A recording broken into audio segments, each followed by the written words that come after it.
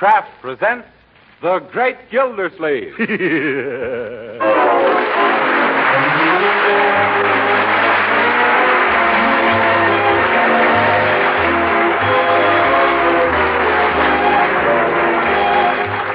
Each week at this time, Kraft presents from Hollywood, California, Harold Peary as The Great Gildersleeve, written by Leonard L. Levinson.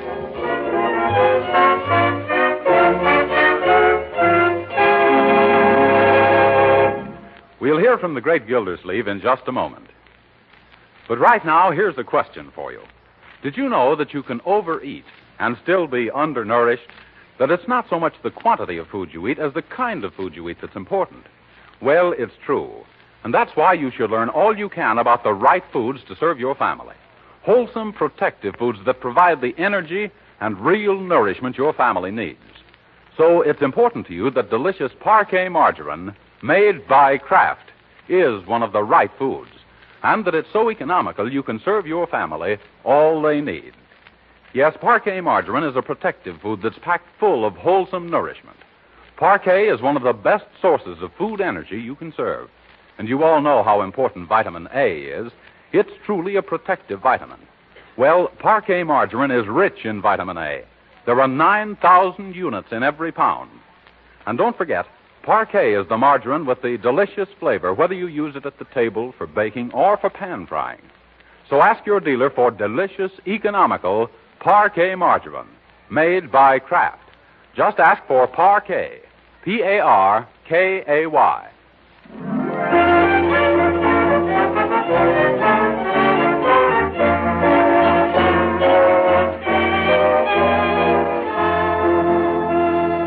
And now let's visit our friend, the Great Gildersleeve.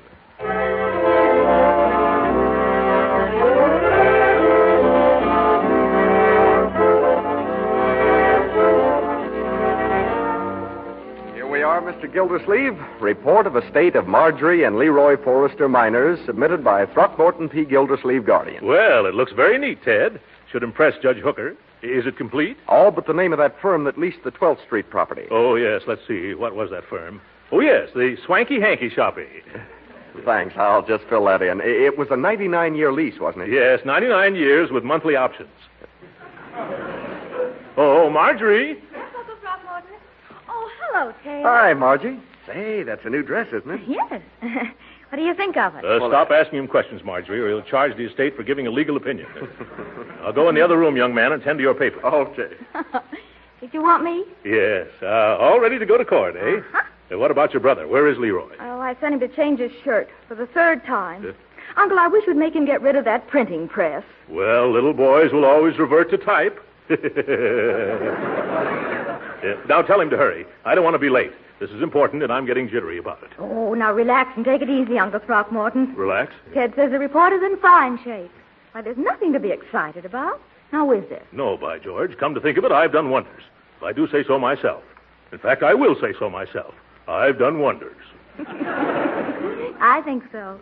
Why, since you arrived in Summerfield a month ago, you've straightened out all of our investments, rented that vacant property, and even put the kitchen on a budget. Why, Judge Hooker should be very pleased. I hope so. I made up my mind to demonstrate to that old... What is it Leroy calls him? Old Leroy? What, Uncle Mort? What was it I told you not to call Judge Hooker? Pickle Puss. That's it. I made up my mind to show that old pickle puss that a competent businessman could administer this estate properly. Why? Because you can't put anything over on me. Excuse me, Mr. Gildersleeve. Yes, Bertie? Where did you buy them bananas? Well, from a man in a truck. They were bargains, too. The stores want 30 cents a dozen, and he only charged me 25. Well, he done gypped you. There was only 9 bananas. Yes. As I was saying, Marjorie, you can't put anything over on my type of businessman. We have a certain alertness.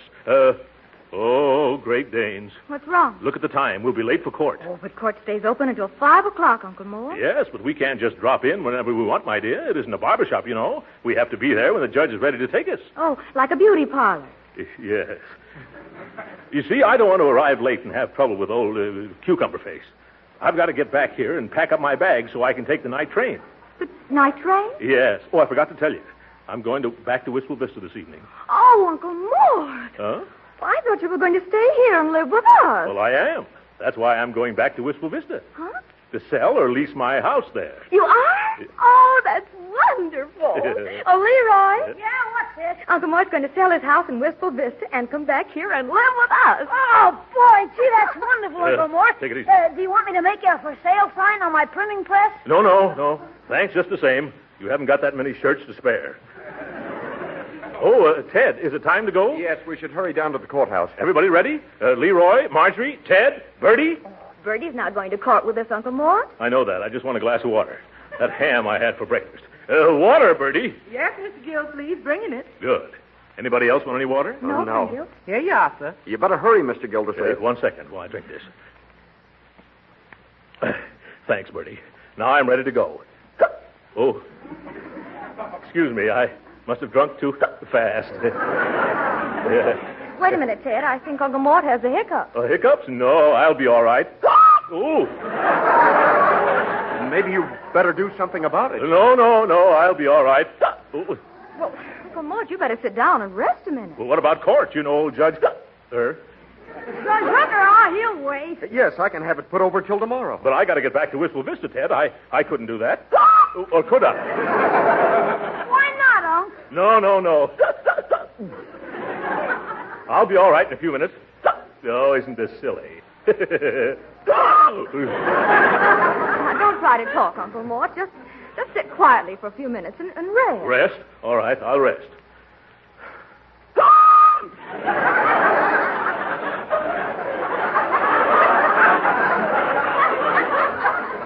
Maybe it'd help if you unbuttoned your vest, Unc. Unbutton my vest? I'll try it. Yes, that seems a little better. Oh! Spoke too soon. Better button it up again. Yeah. Say, I know a sure cure for hiccups. It never fails. It doesn't? Well, what is it? Drink a glass of water. Oh, but Marjorie, my dear, don't you remember? That's how I got him, drinking water. No, but you didn't drink slowly. Slow. You've got to take 9 swallows of water and not breathe in between. Not breathe. What am I, a fish? Now, Uncle Mort has cured thousands. Sure, you know, a hair from the dog that bit you. Ted, this is hiccups, not hydrophobia. Well, I'll get a glass of water. You better get a pitcher in case one glassful won't do it. What are you trying to do? Drown him?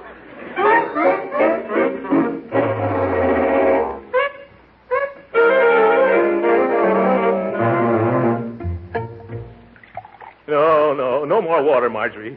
One more swallow and I'll fly back to Capistrano.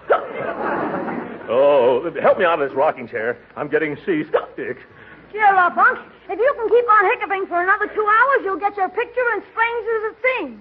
You're a bright boy, Leroy. Now keep quiet. Mr. Gildersleeve, I just remembered something that'll take care of those hiccups. You do, Ted? What is it? But it's simply a matter of breath control. Say, Peter Piper picked a peck of pickled peppers without taking a breath. Oh, Go on, try it, Uncle Mort. Well, all right. Peter Piper picked... No, slower, like this. Like this. Peter Piper picked a peck of pickled peppers. That way. Peter Piper picked... Oh, more water, Bertie. Here we is, Mr. Gildersleeve. Thanks. Well, who's got the next suggestion? Step right up. Don't be bashful. Gildersleeve the guinea pig. That's me. I wouldn't be bringing it up, Mr. Gildersleeve, except I know it'll work positively. Now, if you hold a cold silver knife on the back of your neck, then hiccups will be gone with the wind. Well, all right. I'll try anything once. If you got a cold knife, Bertie. Yes, sir. I brought one right here with me, Mr. Gildersleeve. Unbutton your collar, Uncle. There. Ooh, it sends the shivers up and down my spine. Where'd you get that knife, Bertie? I had it in the refrigerator. You never can tell when a nice cold knife comes in handy. Hey, Uncle Mort. Uncle Mort, I was outside talking to my pal, Piggy Banks, and when he had the hiccups, Say, what's that knife doing in your back? Did they operate on you? Well, no, Leroy. Bertie suggested cold silver against the back of my neck. Oh, that won't work. It will, too, you Leroy. I've been watching your uncle since he tried it, and he ain't hicked once. By George, come to think of it, I haven't hicked. This is wonderful, Bertie. Thanks very much. Remind me to give you $1. Ted, let's get started for the courthouse. But, Uncle Mort, a cold knife against the back of the neck cures nosebleeds, not hiccups. Why, that's right. Oh, I thought so, too. You mean to say it's not good for hiccups? Oh, jumping jelly beans. Oh, they've come back again. Forget about that $1, Bertie. Say, Uncle Mort, I know a sure cure. I can't miss. No, Leroy. It's my turn this time. I've just remembered a remedy. But that isn't fair. I spoke up first. Say, whose hiccups are these, yours or mine? Okay, go ahead. They're your hiccups. What's your remedy, Uncle Mort? Well, I'll take a cold shower. The shock should stop me. It sounds logical. Well, it won't hurt at any rate. We got to do something so I won't keep speaking out of turn in court. I'll get the car out of the garage. I bet that shower doesn't work, Marge. Now, my idea is to scare Uncle Mort. What for? Well, that's an absolute positive cure for hiccups. How do you know? It cured Piggy Banks when he had something terrible. How'd he get them? Drinking a whole bottle of pop at one gulp. Honest, his family tried everything. Then his kid brother put a string of firecrackers in his pocket and lit the fuse. That did the trick all right. But didn't those firecrackers burn a big hole in his coat pocket? No, Piggy wasn't wearing a coat. Gee, if I could only think of something super to pull on Uncle Mort, I bet I'd scare the hiccups right out of him. Now, you wait a minute, Leroy. Don't you do anything drastic. Oh, me? When did I ever do anything? Say, how's about it if I put ketchup on my head and stagger into his room and fall down on the floor? Leroy Forrester, now don't you dare. Well, all right. Let's see. What else would frighten those darn old hiccups? Ooh. Oh, it's freezing in the shower. Bertie must be using the hot water in the kitchen. Oh, this water is ice cold. Oh. Uncle Mort! Uncle Mort! Yes? Uncle Mort, where are you? The house is on fire! What? The house is on fire! Oh, I've got to get out of here. Oh, where's my clothes? No time for clothes. My bathrobe, where'd I put it? Never mind, here's a big towel. All right, come on, Leroy. Which way shall we go? No, Uncle Mort, go back. Why? Because you still got the hiccups. What's that got to do with my house being on fire? It isn't on fire. I was just trying to scare you. Scare me?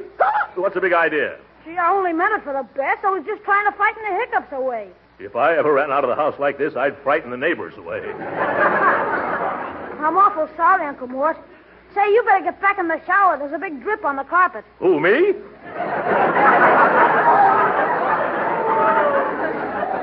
You clear out of here now. As soon as I get dry, we're going down to the court. Hiccups or no hiccups?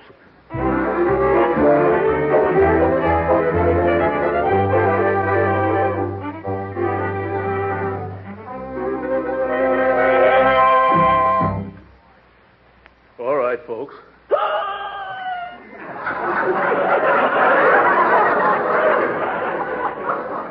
I'm ready to go now.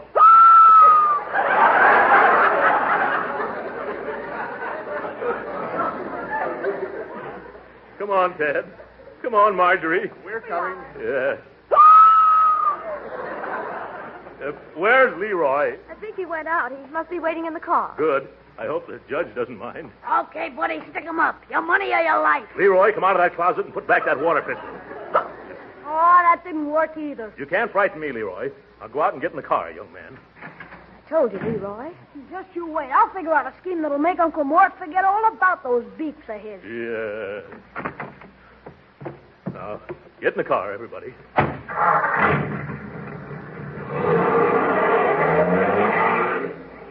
Lovely day, isn't it? Too bad I can't appreciate it. Maybe being in the fresh air like this, my hiccups will... Oh, no, they won't. Oh, the car's doing it, too. Boy, every time you hiccup, PP, your foot goes down on the gas. You think so? Yes. You want to stop and let me drive? No, we haven't got time.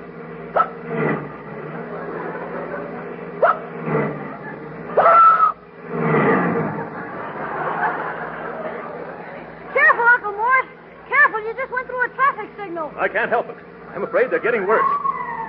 Oh, lots worse. Yeah, the curve, certainly, officer. Yeah. What's the idea of driving down the street like a jackrabbit and jumping the signal? Where's your driver's license? Well, it's like this, officer. Oh, it's like that, is it? Hey, what's going on here? My uncle has a severe attack of hiccups. Yes. Yes, he got it drinking a glass of water. Water, huh? Well, that's original anyway. He's been hiccuping for hours. Show the officer how you've been hiccuping, Uncle. See? Never mind, I've heard him before. Officer, we're in somewhat of a hurry. We're rushing down to the... I get it, to a doctor. Well, come on. What? Oh, of course, that's it. Where's the nearest doctor, officer? Let's not dilly-dally. Gee, you got it bad. Follow me, I'll clear a way for you. Thank you.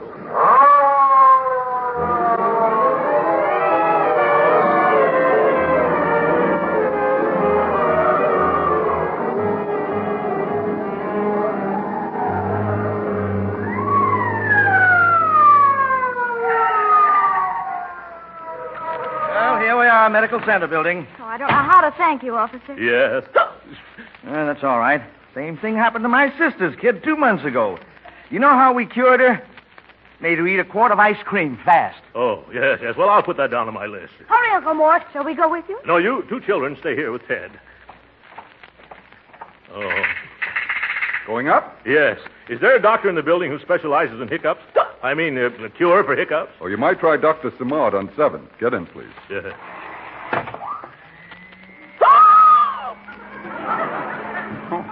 Say, you've got them bad, mister. Yeah. Well, I know something that will cure them in no time. You do? What is it? Eat a quart of ice cream fast. Yeah. 7th floor. There's Dr. Simard's waiting room, 4 doors down. Thank you very much. All this fuss over these silly hiccups. Well, at least I'll get rid of them for sure now. Dr. E.E. Simard, throat, chest, and stomach. That should cover hiccups, I guess. Oh. How do you do? Do you wish to see the doctor? No, I just dropped in to catch up on my last year's reading. Well, you should do something about those hiccups. Now, a quart of ice cream eaten fast. I know, it's a sure cure. But I want some competent medical advice. Is the doctor busy? Not at the moment. Now, if you'll step in here and disrobe. I don't want to disrobe. I want to see the doctor. But if the doctor is going to examine you, He keeps his clothes on, doesn't he? Yes. Well, then I'll keep mine on, too. Where is he? Step in here. Doctor, this gentleman wishes to consult. Tut, Miss Wood. How many times have I told you that patients must disrobe? We've been all through that, Doctor. There's no need for me to do that. You can see what's wrong with me. Open your mouth, please, and unbutton your vest. Yeah. Thank you. You can close your mouth now. Well, it didn't take me long to diagnose this case. No? No, you're suffering from an intermittent, uncontrollable diaphragmatic spasm causing a sudden inhalation which is interrupted by a spasmodic closure of the glottis. I am? Yes. Well, what does that mean, Doctor? You hiccup. I know I hiccup. I can hear myself. How do I get rid of them? Now, don't get excited. I have a painless and infallible cure. Oh, you have? What is it? Eat a quart of ice cream fast. That'll be $5, please. Oh!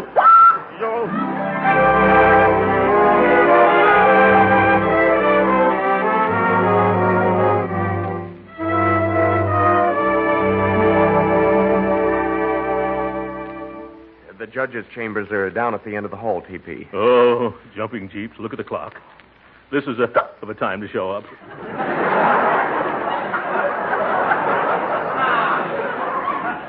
Feeling better, Uncle Mort? No. I've eaten so much ice cream, I sound like a good humor man.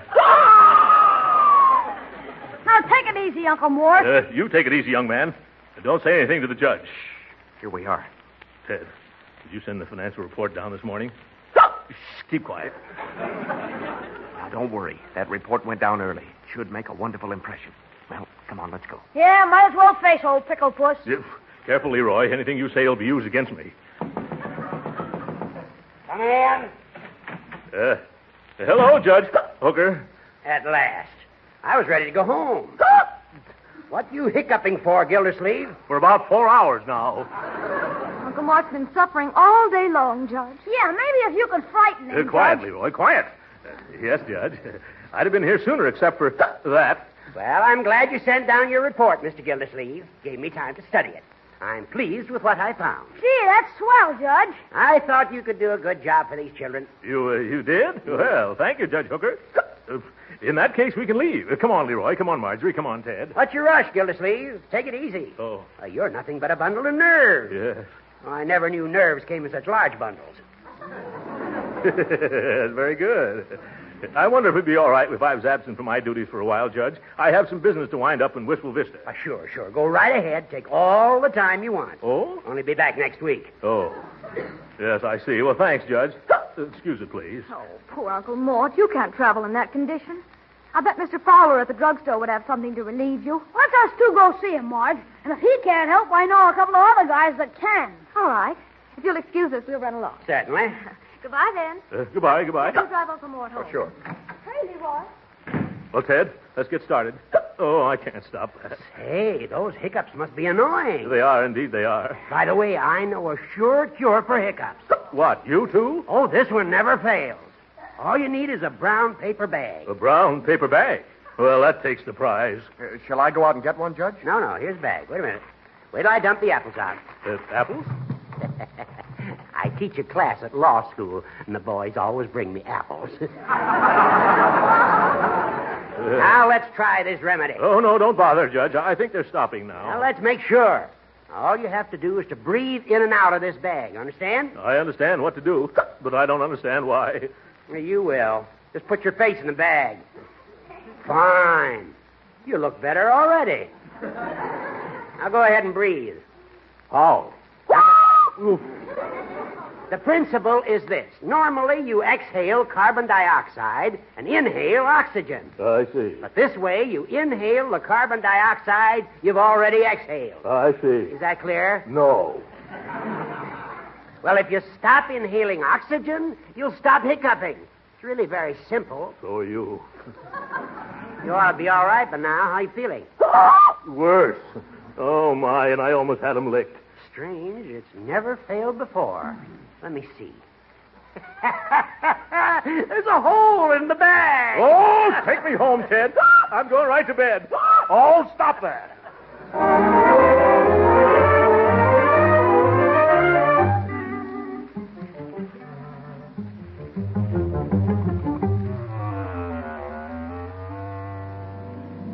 Hey, Lefty. Yeah? Here's a pillowcase. The ball is silver in here. Okay. Now, when we go out, if anyone asks who we are, we're the laundryman. I got you, Red. Shall we take this silver cup, too? Let me see. Awarded to Throckmorton P. Gildersleeve, first place potato race annual picnic, Gildersleeve Girdleworks. Hey, I guess he was the whole works, huh? What do you say? No. It's more trouble than it's worth. Oh, yeah. It's too easily traced, huh? Hey, you sure there's no dough laying around? No. I looked every place, even behind the wallpaper. You think we should take any more clothes, Lefty? No. I'm wearing 3 of this guy's suits already, one on top of the other. I'd hate to have to run from some copper this way. Yeah, it's too bad we didn't snag any dough. Well, let's get going. Okay, you take it easy. Say, look. Get away from that window. Hey, there's a big fat guy coming up the walk. Quick, out the back way. Wait a minute. Is he alone? Yeah, let's get out of here. No, wait. I bet he's got a fat bankroll in his pocket. Let's hide behind these curtains. But where? Make it snappy. But where? Darling, you and I know the reason. Okay, buddy, stick him up. Now, Leroy. What do you mean, Leroy? Get him up. Oh, I see. You must be a friend of Leroy's. Yeah, he put you up to this, eh? What'll that boy think of next? I says for you to get them hands up and keep quiet, too. I'm sorry, mister, but it didn't work. I still got him. You see? Hey, Red. Oh, you brought a friend, eh? Hey, what's the matter with this guy? I thought you knew. I've got the hiccups. You see? Look. This is a gun in my hand. Yep. And I've got a good notion to let you have it. No, thanks. I wouldn't know what to do with it if you did. Hey, Red. Yeah. Should I give it to him? No, I don't want yours either. You're asking for it, mister. I am not. I don't want any guns. I'm afraid of guns. Ooh, sometimes they're loaded. Shall I plug him, Red? Well, I don't think that'd cure me either, mister. Stand out of the way, Red. I'll show this smart aleck. Well, very realistic. Blanks, eh? You missed. He moved. I'll try again. Don't do that. You'll have every cop in town here. Oh, gangbusters. What are you going to do with a guy like that? I know. Lefty, you stick your gat in his ribs and I'll frisk him. Okay. Now hold still, will you? This time I can't miss. Now cut it out. Cut it out. Still. Sorry, I'm ticklish. You... Stop it! Here, give me that gun. No. Oh, you get away from there. Hurry up, Red. I can't. All right. Let's take his pants off. What? Yeah. That way we get his roll and he can't follow us either. Okay. Oh, no, you don't. By George, that's carrying things too far. Fine friends Leroy has taking my... Keep your hands off me, you gorilla. Here, grab him, Red. Oh, look out for those flowers. I warned you. Now you see what... Oh! That's right, Lefty. Throw him on the floor. Oh, you want to fight, eh? Well, all right. Oh, get off of me before I... Wait a minute, boys. Wait a minute. Stop. Oh, you give in, huh? Yes. You can quit now. My hiccups are all gone. More double talk. Grab his legs, Red. Get away from me, Red. Oh, Leroy should have never done this. That's right, Lefty. Sit on him. What is this? Wearing my new blue serge suit. This is the last straw. I'm at the stand for you. Help me, Red. Get him off. Hold still while I hit him. No. Now, don't move. Now, Now look what you've done. You've clunked your little partner. Hey, Lefty. Speak to me. Yeah, speak to him, Lefty. Hi, George. He's out cold. Give me that gun before you do any more damage. Oh, no, you don't. Ouch, my foot. Oh. The minute I saw those tight shoes, I knew you had corns. Hey, mister. Mister, please. What? Please don't point that gun at me. You're just nuts enough to shoot me. That's a very good idea. A couple of blanks might teach you not to go around. No. Huh? Uncle Mort, what's the big idea of leaving the front door open? Well, at last you're here, young man. Those two friends of yours are nothing but a couple of roughnecks. What friends? Who are these guys? Come, Leroy. Stop pretending. It's all right. My hiccups have disappeared. Hello, Uncle Mort. Oh! Look at this room. What? Who's that man? Sleeping on the floor. That's one of Leroy's friends, and he's not sleeping. Don't try to sneak out, Red. Gee, I Come back here, Red, and tell Leroy what you did to me. But, Uncle, I never saw these men before in my life. And what's all our silverware doing in a pillowcase? Uncle Mort, these guys are burglars. They are? What? They weren't fooling? And to think that I... Oh, my. Now I've got the hiccups all over again. Oh.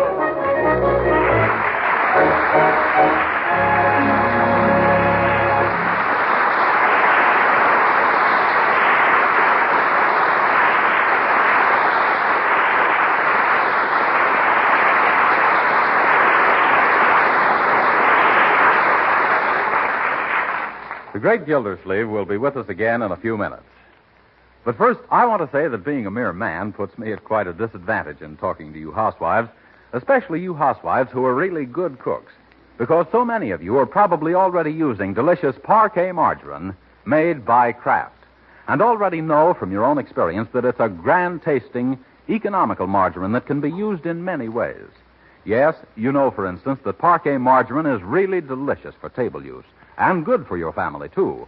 You know that parquet makes cookies, cakes, and pie crust taste better because it's a genuine flavor shortening that adds its own delicate taste to all baked foods.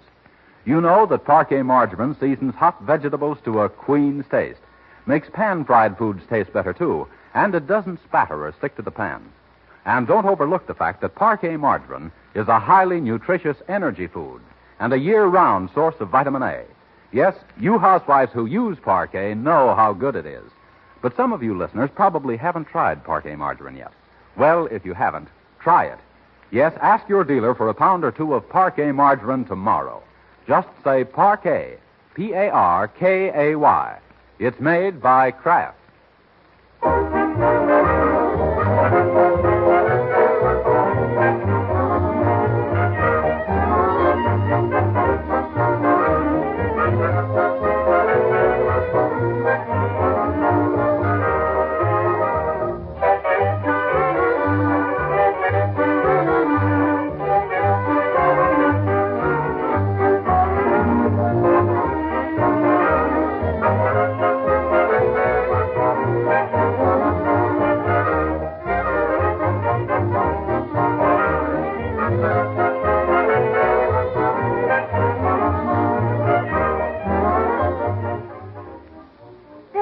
Your bag's all packed, Uncle Mort. Oh, thank you, Marjorie. Say, Unc, how soon will you get back from Wistful Vista? Not until Wednesday. Oh, you'll be gone that long? Yes.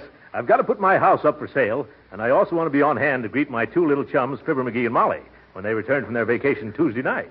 Say, maybe Fibber McGee would buy your house. No. From my past experience with Fibber McGee, he wouldn't buy the place, he'd just borrow it. Good night.